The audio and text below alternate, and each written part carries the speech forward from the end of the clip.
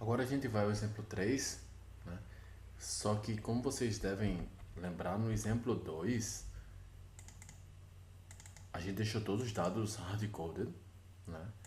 E agora eu vou colocar dados fake, por exemplo, aqui listado dos usuários.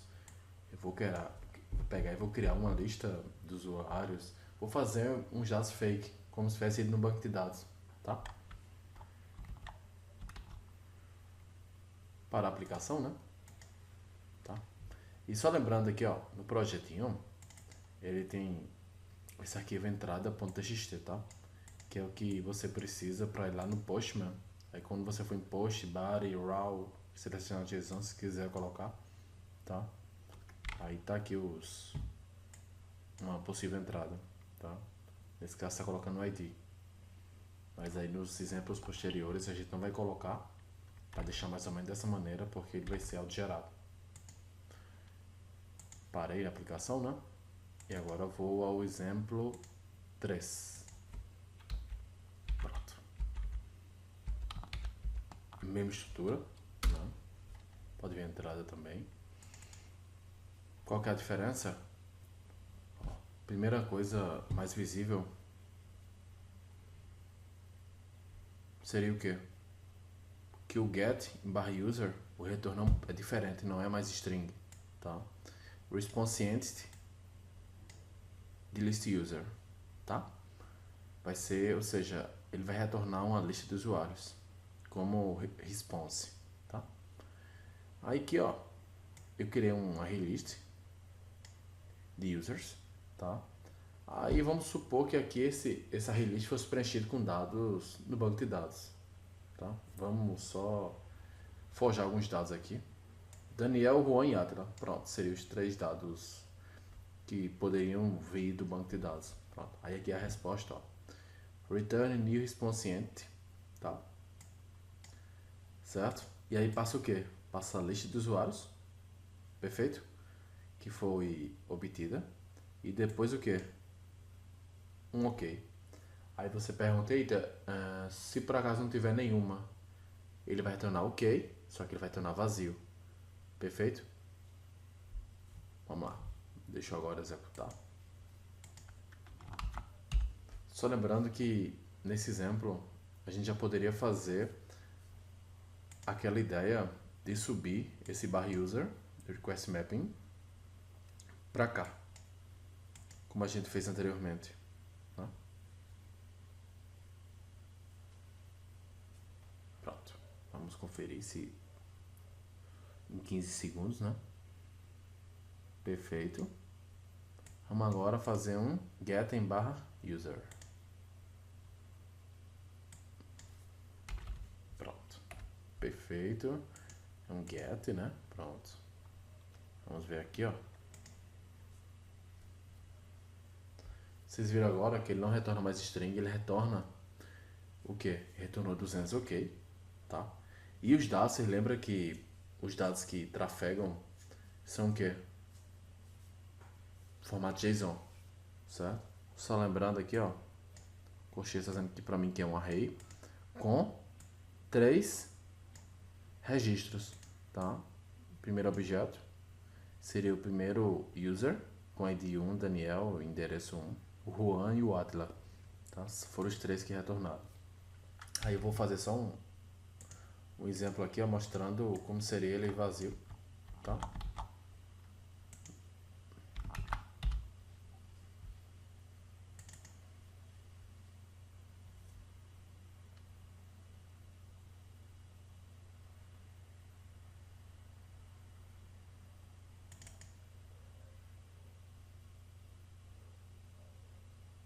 Pronto, já foi.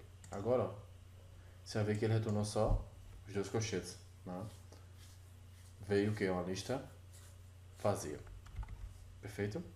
Vou só devolver o código, né?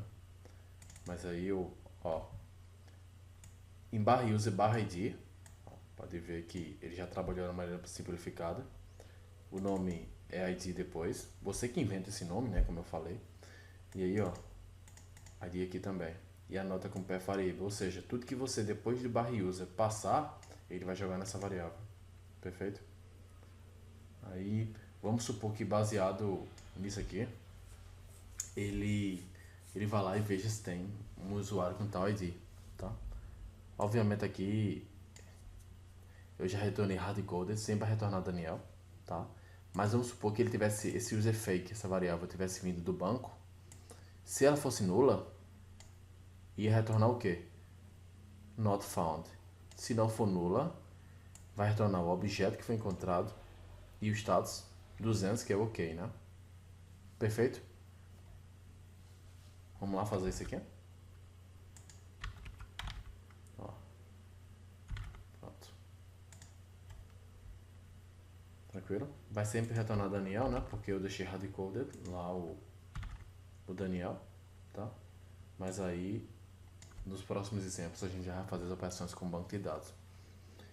E o post, né? Mesma ideia do anterior.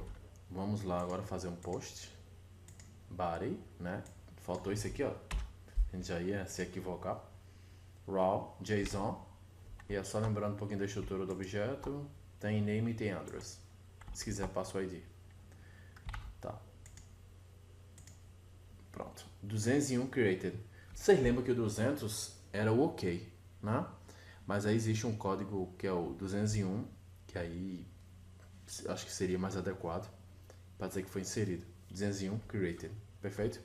E se por acaso ocorrer algum problema dentro do método, ou seja, tiver um problema ao localizar o banco de dados, independente de algum problema que seja, algum exception, por exemplo, ele já comumente a gente retorna o 500, que é internal serve erro. Perfeito? Pronto. Tá aqui, ó. Aqui seria mais ou menos o código que salvaria esse objeto aqui, tá? E aí, ó, se caísse algum exception, retornaria o quê? Internal serve erro, que é o 500. Tranquilo? Pronto. Vou parar lá.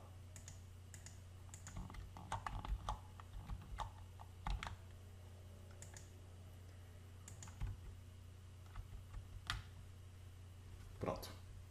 A gente está evoluindo, né? Pronto, tá aqui toda a explicação.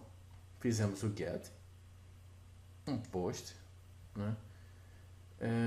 Agora vamos pro exemplo 4. O exemplo 4, ele basicamente ele só mostra a utilização do path variable, tá?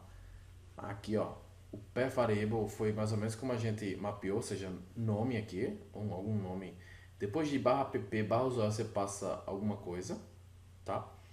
Aí ele mapeia para cá e joga nessa variável aqui, porque tem o mesmo nome, mas tem que estar anotada com @path variable, senão não funciona, tá? Basicamente isso.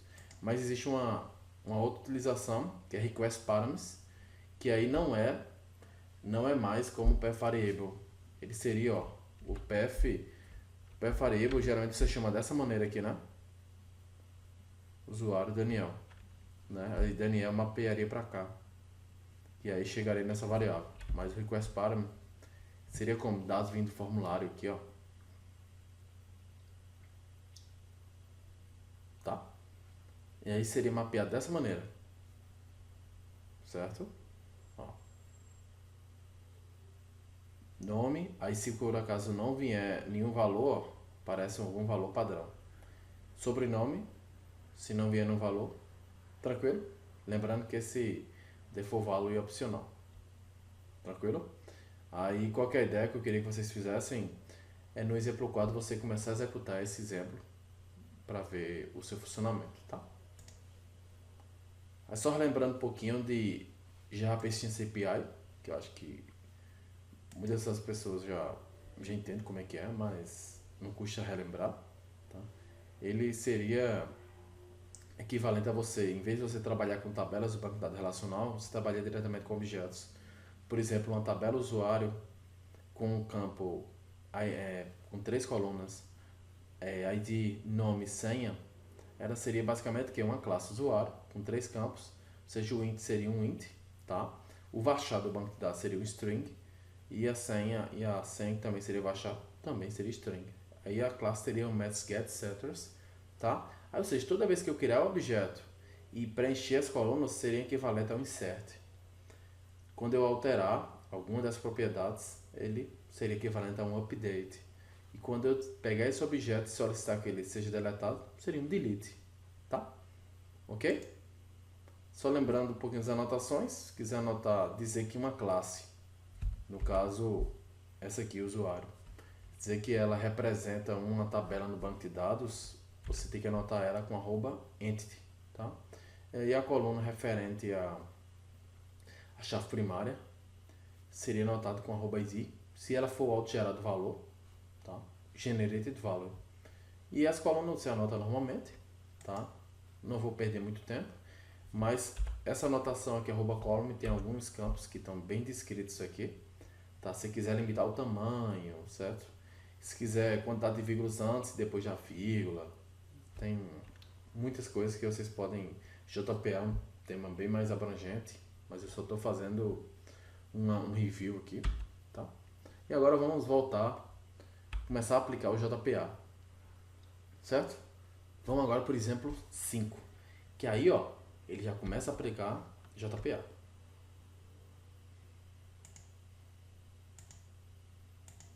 Pronto. A grande primeira mudança é que eu comecei a separar bem mais agora as classes, certo? Vamos seguir aqui o slide. Primeira coisa que eu fiz, pessoal, foi mapear a minha entidade, tá? No caso usuário. Ela é anotada com @entity e com @id, tá? A minha propriedade chamada id. Perfeito? Ponto de atenção, eu coloquei id como string, certo? Ou seja, não se esqueçam, a minha chave primária eu coloquei como id. Poderia ser um int e eu colocar generated value, sem problema algum. Tranquilo? Não esqueçam disso. Eu omiti os get setters. E aí, ó, o segundo passo, criei a minha entidade, certo? Eu vou criar agora uma classe que o quê? Que ela faz a manipulação dessa entidade no banco de dados, ou seja, ela que faz o quê? Inserir um usuário no banco, ela que faz uma exclusão, uma alteração, perfeito? Na verdade, a gente, quando está trabalhando com Spring Boot, a gente vai criar um repository, certo? Que é o quê? É uma classe que vai manipular essa entidade. Vamos para cá. Domain. Pode ver aqui, ó. Que é a classe anotada com @ent, @id, perfeito? Get setters, construtor vazio, tranquilo? Nada demais. Aí agora, ó, eu vim aqui para minha repository. Pronto.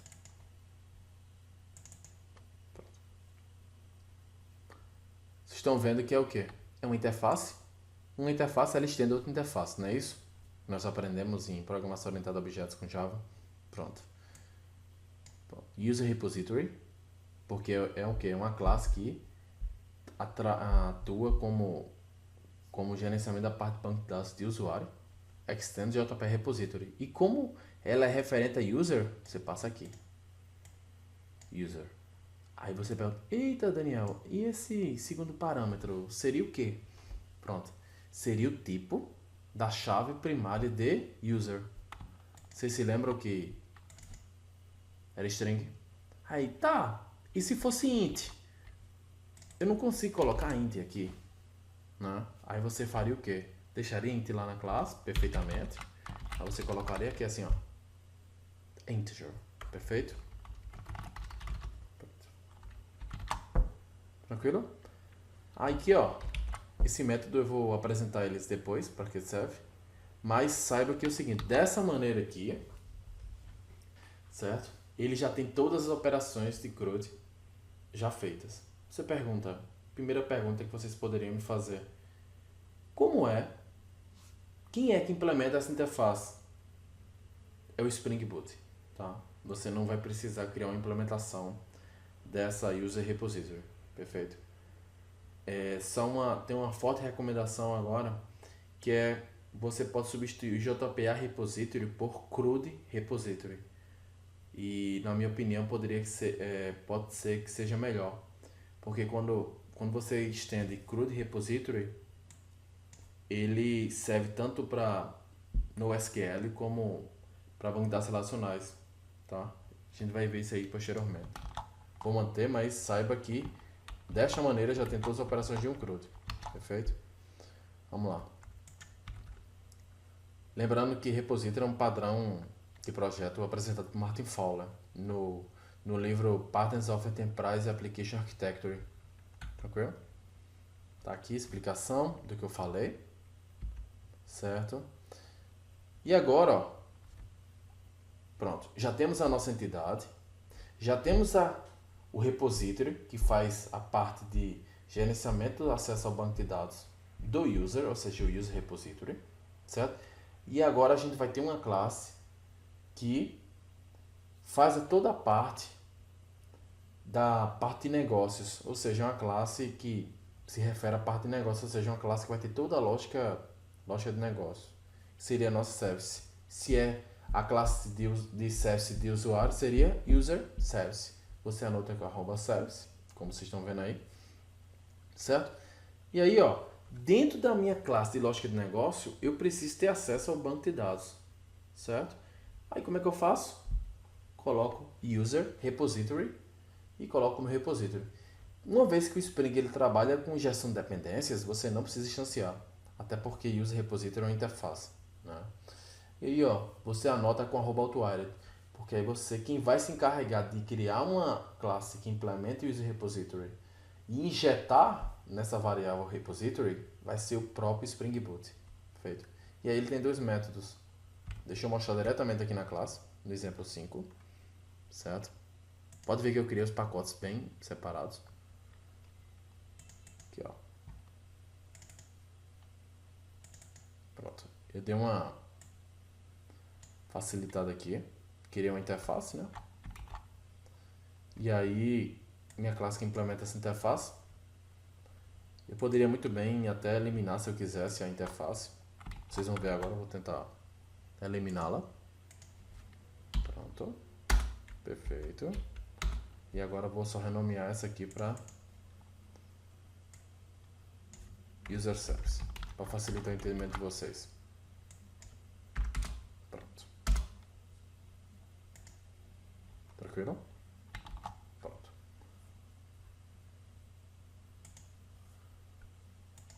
Aí agora, ó, aí esse repository, tranquilo? Se eu quisesse, ó, eu posso colocar o @outwired aqui ou no construtor, né? Para quem conhece poderia dessa maneira também, certo?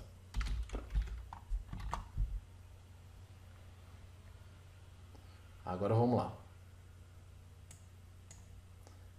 Só lembrando o repository, nossa classe que acessa o banco de dados. Aí ó, criei meus métodos de negócio, get by ID, list all user, aí save. Aí ó, aqui uma regra de negócio.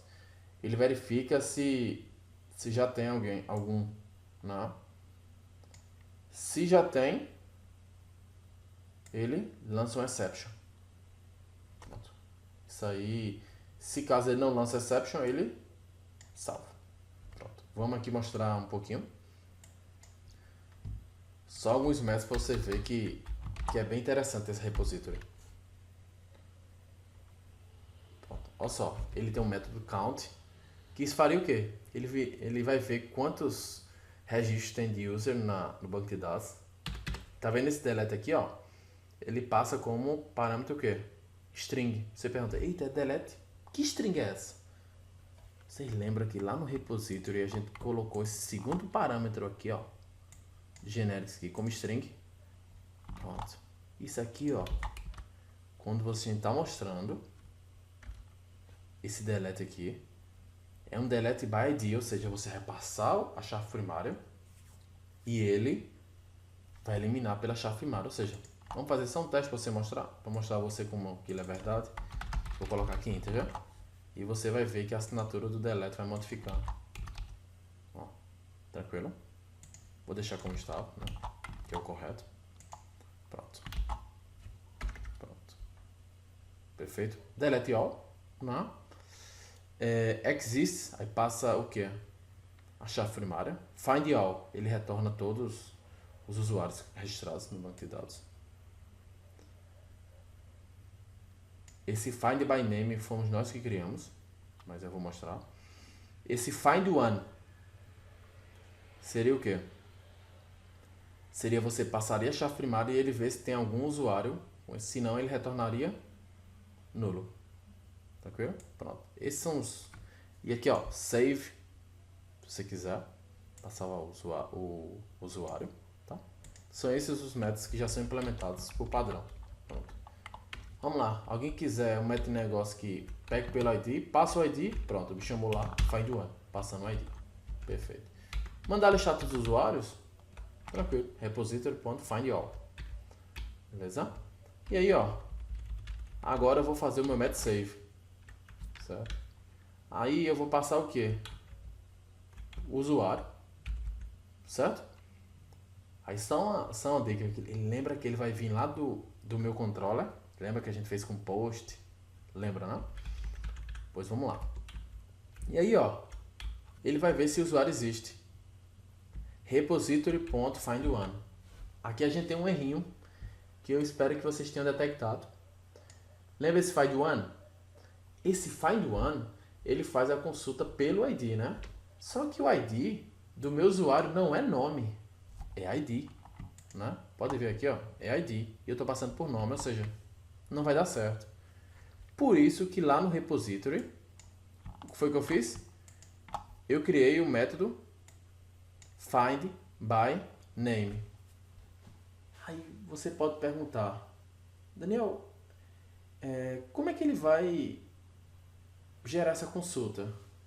É find by e depois o nome da coluna. O nome da coluna lá na entidade user é name, então aqui é name.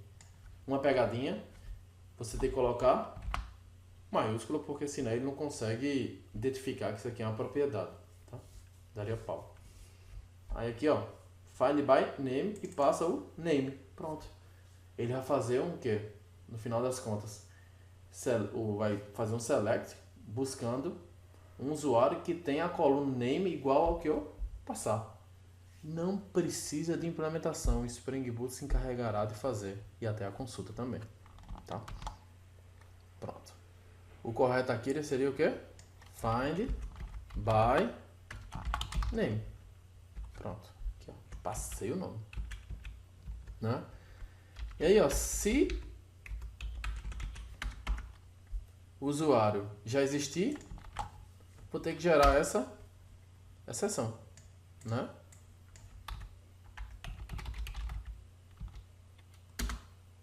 Pronto. Criei uma classe de exceptions, certo? Só para mostrar o funcionamento dela. Uma vez que ela lança, eu tenho que colocar, declarar na assinatura. Pronto. Não tem nenhum argumento. Pronto. E agora tem que declarar na assinatura. Pronto. Perfeito. Se por acaso ele não cair nessa exception, o que é que ele faz? Salva. Não? Perfeito? Pronto. Agora vamos subir para uma camada mais acima, ou seja, o controller e user controller. Se é de usuário, user controller. Aí, ou seja, anota com REST controller a classe, né? E do mesmo jeito que eu tinha feito, ó, eu posso anotar com a @outwired dessa maneira aqui, né? E tirar o final. Pronto. Perfeito. Certo? Aí, ó, se eu der um get em /user, ele vai pedir a camada de serviço que lista os usuários. Que no final das contas, a camada de serviço vai pedir ao repository, que vai lá no banco de dados e faz. É assim que funciona. E aí retorna o quê? Ok, né? E agora esse aqui, ó. Vamos agora, ele vai fazer um get por ID. Isso aqui ele vai mapear para essa variável, por causa do path variable. Vai fazer o quê? Um get by ID. né? E aí, ó, se esse usuário for igual a nulo, é porque o quê? Not found, não foi encontrado. Se por acaso ele foi encontrado, retorna o objeto, a informação dele, com status 200, que é o OK. Vou dar um post em /user. Basicamente eu peço a minha camada de serviço que salve. Que aí ela vai fazer o quê? Vai ver se existe alguém já com esse nome. Se existir, lança exception, tá? E aí, ó, se não, salva. Tranquilo? Se por acaso ele conseguir salvar, ele responde para o usuário o quê?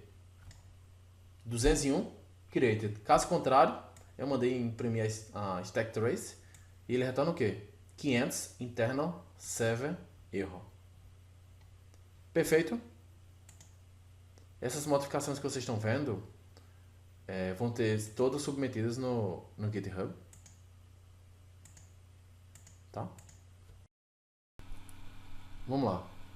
Agora eu só fiz uma modificação para deixar mais elegante o código. Subir o request mapping como eu tinha feito antes. Certo? Ou seja, aqui não vai ter o value, porque já não precisa.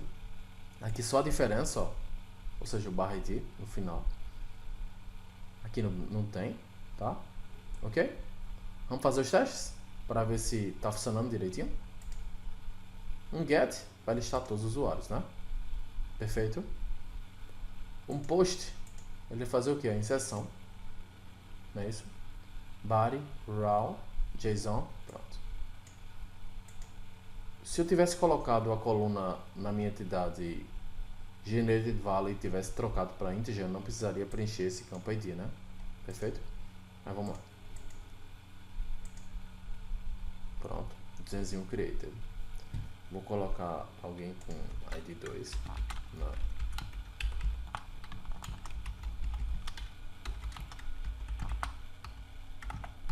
Pronto. Ok. Pode ver aqui agora, ó. Quando eu dei um get, foram criados os dois. Quais são os métodos?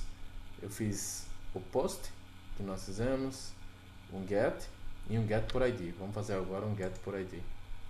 Vamos fazer por 2. Deveria retornar só a Bela. Pronto. Aqui, ó. Perfeito. Vocês conseguiram? No slide tá acho que tá bem interessante. Só lembrando que você tem que anotar com transactional no save, porque tá abrindo a transação para que realmente ocorra a persistência, tá? Aí agora o nosso controller, como eu falei, que recebe as requisições HTTP, chega nesse método. E agora nós fizemos os testes, não é isso? Perfeito? E aí, pessoal, eu só queria que vocês entendessem uma coisa. Chega as requisições no controller, não é isso? Tranquilo? E esse controller passa para a camada de negócio, para a service. Né? E aí, ó, chegou na service. Pronto. Chegando na service, ela faz a regra de negócio. Por exemplo, aqui, ó, vê se não pode aparecer com o mesmo nome. Faz a regra de negócio e toda vez que precisar acessar o banco de dados, passa para o repository, que é uma interface. Se você precisar de alguma consulta que não seja delete por ID, delete all, find all e find por ID, ou save, né? Você faça uma consulta customizada como essa aqui, né? Ou seja, é uma coisa bem simples de você trabalhar com Spring Boot e você conseguir fazer um web service, né? E aí hoje a gente começa a trabalhar com bancos de dados NoSQL, né? E aí muitas pessoas perguntam como é que o Spring Boot lida com isso. Bom, vou mostrar a vocês. Só lembrando, parar a aplicação, né? Siga o meu próprio conselho. E eu vou mostrar como é que faz. A mudança é bem simples para você trabalhar com MongoDB, tá? Só coloca essa dependência aqui, certo? E pronto. Mais nada. Só que para esse exemplo, para não precisar explicar a vocês como é que faz para instalar o Mongo, para simplificar o processo todo. Aqui, ó. eu estou utilizando o Mongo embarcado. Tá? Esse é o nosso exemplo 7. Aí você pode perguntar outra coisa. Você saiu do exemplo 5 para o 7 perfeitamente. Porque a diferença do 6 é só tratamento de exceptions. Queria que vocês dessem uma olhada. Vamos direto para o 7. Pronto. Vou fechar todos os projetos que eu tinha trabalhado. Vamos agora, por exemplo, 7. Pronto. E aí, muda o quê? Vamos olhar o repository. Pronto.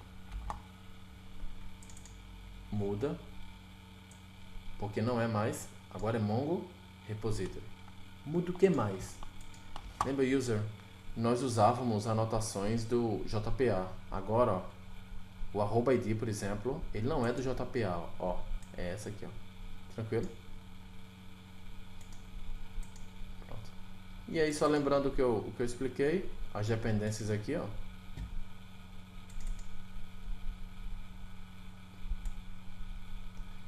E as que referentes a parte de JPA, que foram adicionadas, vocês devem olhar no exemplo 5, que tem outras dependências, elas foram removidas. Tá? Vamos executar?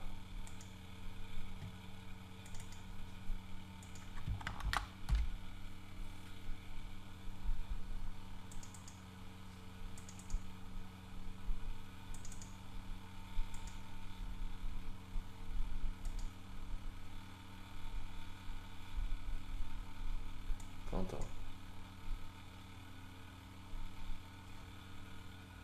Demora um pouquinho, que ele está baixando o Mongo embarcado.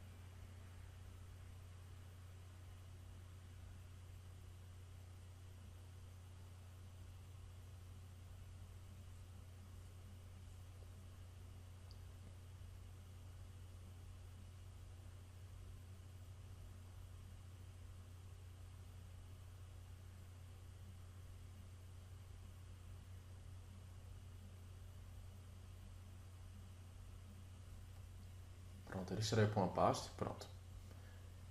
Nas próximas vezes não vai precisar acontecer esse tempo todo, que foi a primeira vez que ele baixou, tá? E aí, ó, antes de a gente começar a brincar, a gente tem que saber onde é que ele tá. Recomendação subir também, né? Isso aqui, pra cá, né? Vou fazer agora até pra vocês. Pronto, ok. Se já tem em cima, tira, né? Qual a diferença? Isso, né? Já tem lá em cima, tira. Tá. Pronto. Vou só parar pra vocês verem. E agora a gente vai executar. Tá.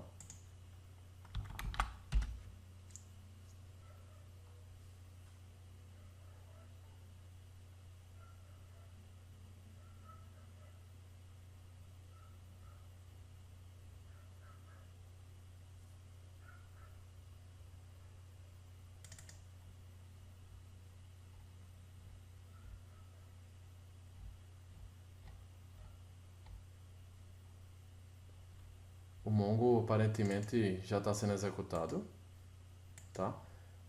A porta do Mongo que está sendo executada é a mesma da que já está o Mongo instalado na minha máquina. Pois bem, aquele problema ocorreu porque eu tenho uma instância local do Mongo e ela roda na mesma porta do Mongo embarcado, né? Que é a 27017. Eu vou agora trocar a porta daquela mesma maneira que a gente trocou a porta que roda o Tomcat, tá? Que era 8080, não sei se vocês se recordam, a gente trocou para 80 e 82. Pronto. Agora, criar o arquivo properties, tá? E colocar uma... Pronto, por exemplo, tá?